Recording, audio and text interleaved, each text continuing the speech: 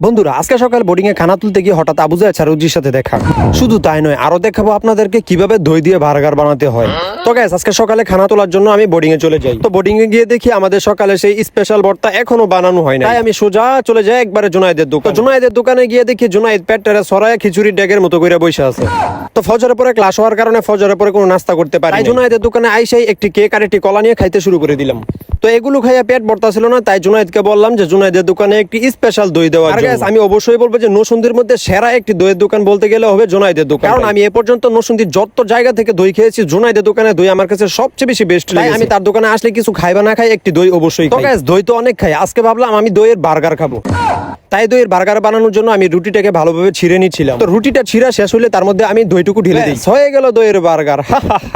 তো গাইস দইয়ের বার্গার খাওয়া শেষ হলে চলে যায় আবার বোর্ডিং এর মধ্যে খানা তোলা। খানা তুলতে যাওয়ার সময় দেখি রাস্তার মধ্যে আবু জাহেদ ছারুজি। তো বন্ধুরা আবু জাহেদ ছারুজিকে কে কে চিনেন অবশ্যই কমেন্ট বক্সে বলে যাবেন। এই নামটি কার কার পরিচিত অবশ্যই জানতে চাই আপনাদের কাছে। তো বন্ধুরা এতক্ষণে রুমে এসে দেখি সকল ছাত্র ঘুমিয়ে গেছে, তাই আমিও এখন ঘুমিয়ে যাবো। আর আপনারা এতক্ষণ অবশ্যই ভিডিওতে একটি লাইক কমেন্ট করে চ্যানেলটিকে সাবস্ক্রাইব করে দেন। টাটা।